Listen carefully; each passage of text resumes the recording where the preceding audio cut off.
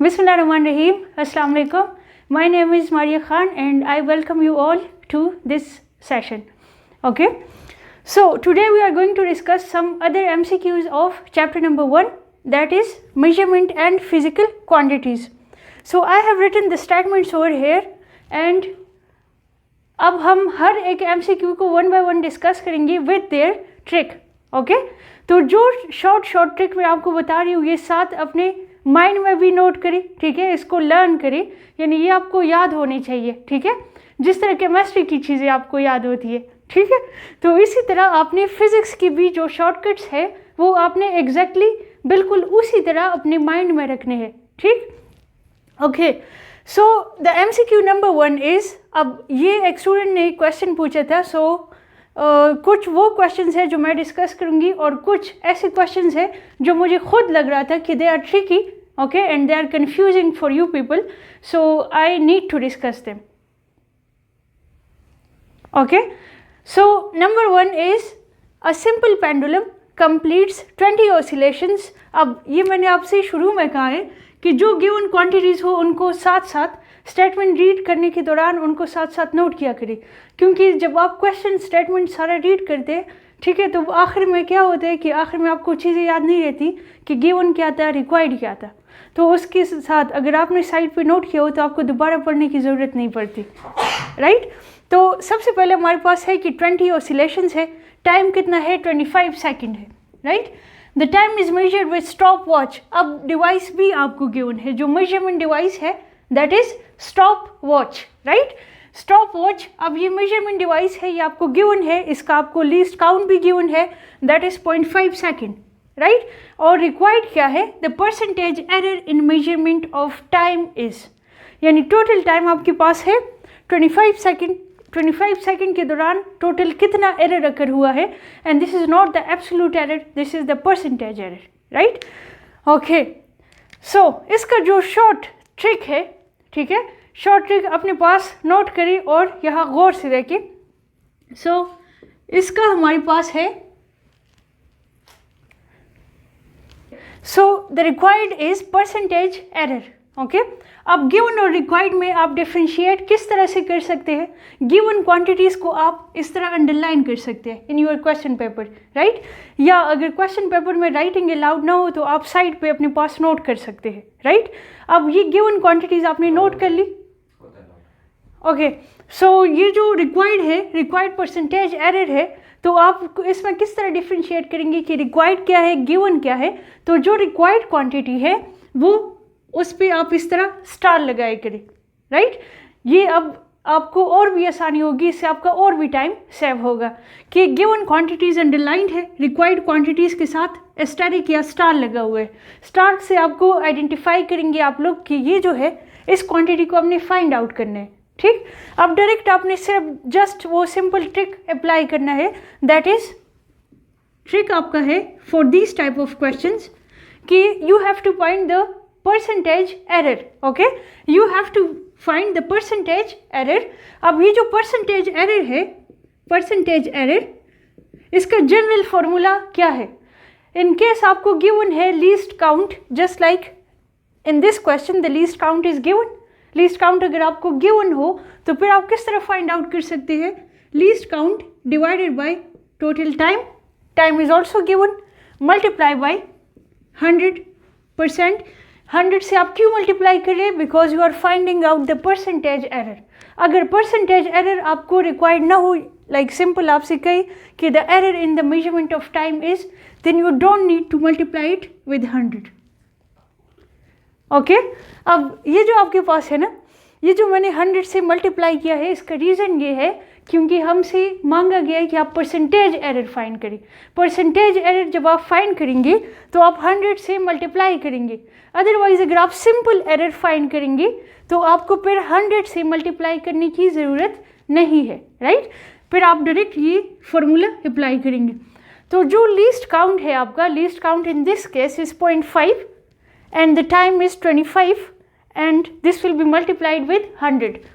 Okay, तो least count आपका है 0.5 डिवाइडेड बाई 25 मल्टीप्लाई बाई 100 और 0.5 divided by 25 this is 0.1 divided by 5 5 2 times is 10, so this is actually 2 multiply by and point ख़त्म करने के लिए 10 आ जाएगा, ठीक है, सिंपल कैलकुलेशन है, तो 0 0 cancel and 2% is the answer. Okay, so which one is the correct option? Option B. Option B is the correct option for this MCQ, right. अब अगर कोई भी वैल्यू आपको गिवन हो, आपको लीस्ट काउंट गिवन हो, आपको टोटल टाइम गिवन हो और आपसे क्या मांगे जाए? Percentage error. तो परसेंटेज एरर के लिए you have to apply this shortcut. Okay, then we have the next MCQ, which expression does not have second as its base units.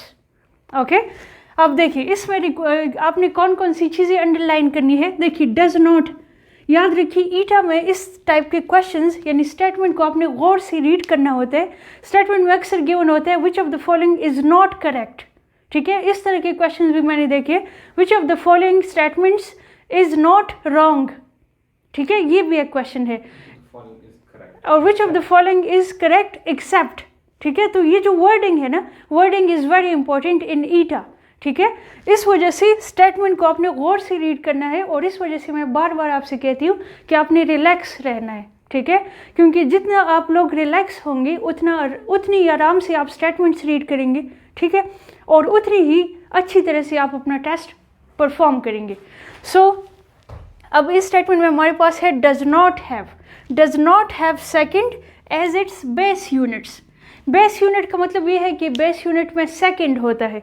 Time का जो यूनिट है ना वो सेकंड है, सेकंड स्क्वायर, सेकंड क्यूब, ये फिर उसके और मल्टीपल्स है, ठीक है. तो जिसमें वो कौन सी ऐसी क्वांटिटी है या कौन सा ऐसा ऑप्शन है इन चारों में से जिसमें as a base unit use नहीं हो रहा, ठीक है, जिसमें second as a base unit use नहीं हो रहा, ठीक है. तो now check one by one. As you know that frequency is the inverse of time period. Okay, तो टाइम पीरियड का यूनिट है सेकंड, इट मीन्स फ्रीक्वेंसी का होगा 1/2, ठीक है. तो इससे तो हमारे पास सेकंड आ रहे, means this is not the correct option, क्योंकि सेकंड इस वाले में जो है वो second as a base unit use हो रहा है. नेक्स्ट हमारे पास है कैपेसिटेंस मल्टीप्लाई बाय रेजिस्टेंस. इसका शॉर्टकट ये है, as you know that you have studied it in second year part FSC part 2. Capacitance वाला जो टॉपिक है उसमें हम चार्जिंग डिस्चार्जिंग में पढ़ते हैं the time constant and time constant is equal to RC. इसको अगर आप सॉल्व करते हैं तब भी आपके पास सेकंड ही आएगा, तो अपना टाइम वेस्ट करने की ज़रूरत नहीं है. इसमें भी second as a base unit use हो रहा है, this is also not the correct option. Third is length divided by acceleration.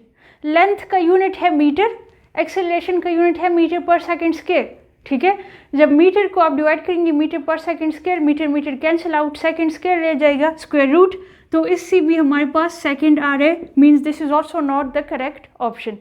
रहेगी आपके पास ये, तो automatically this one is the correct option. इसको अगर आप सॉल्व करते हैं तब भी आपका इसका आंसर आएगा second square. Second square means this is not used as a base unit, this is not used as a second, ठीक है. इसको सेकंड स्क्वायर के तौर पे यूज़ किया गया है, which means this is the correct option, ठीक है. और ऑटोमेटिकली जब ये तीनों आपको ऑलरेडी ये शॉर्ट तरीका पता है कि ये इसका भी सेकंड है, इसका भी सेकंड है, इसका भी सेकंड है, तो इसको आप विद इन 2-3 सेकेंड्स सॉल्व कर सकते हैं correctly. So the next MCQ is which of the following is not correct for dimensionless quantities. अब जो इम्पोर्टेंट इस स्टेटमेंट में चीज़ें हैं वो 2 चीज़ें हैं.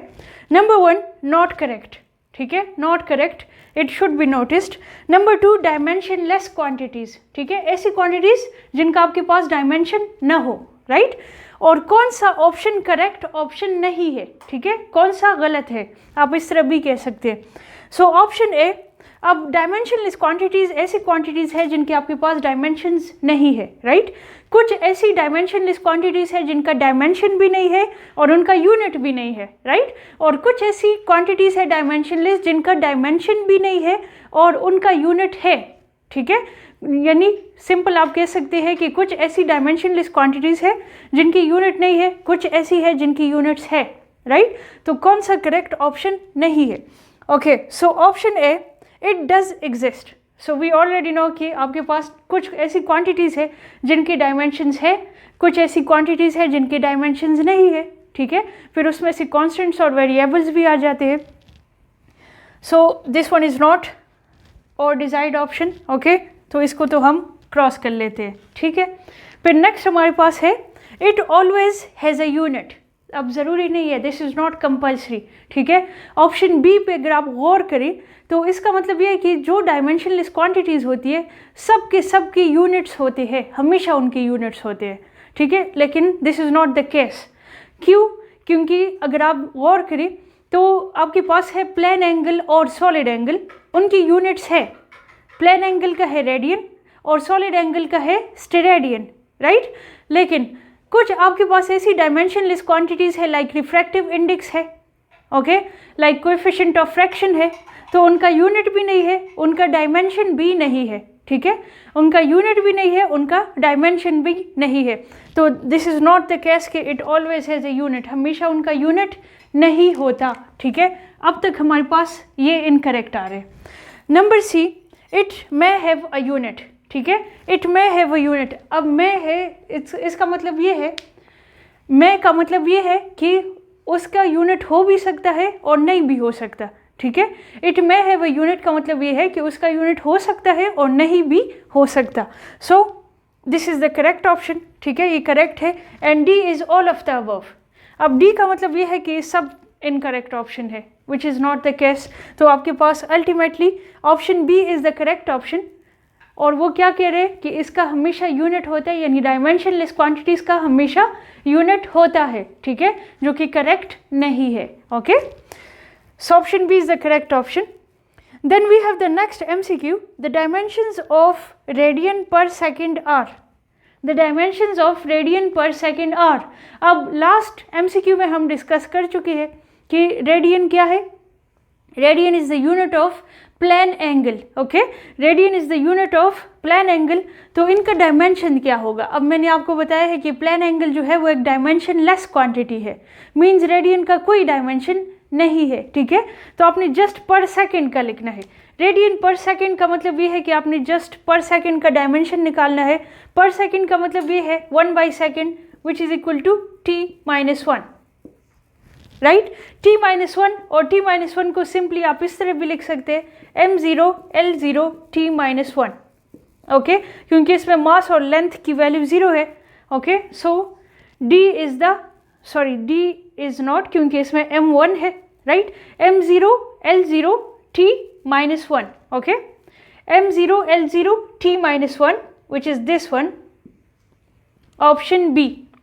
ऑप्शन बी आपके पास है m0 L0 t-1, क्योंकि ये पर सेकंड है, यानी 1/सेकंड है, 1/सेकंड का डायमेंशन है t-1, राइट। तो t-1 का मतलब ये है, इसको आप इस तरह भी लिख सकते हैं m0 L0 t-1, okay. So option B is the correct option. Then we have the last MCQ, which is the dimensions of time constant are. Time constant का मतलब ये है t equal to RC, ठीक है। Time constant है, it means this is actually time, right. ये actually आपके पास time है, तो टाइम का आपको सिंपल पता है कि इसका डायमेंशन क्या है, t, ठीक है, t यानी t1। और t1 को आप लिख सकते हैं in this form m0 L0 t1, right. So option C is the correct option, ठीक है। सो this was about these MCQs. We will discuss some other MCQs in the next session. Okay, so see you there. Take care. Allah Hafiz.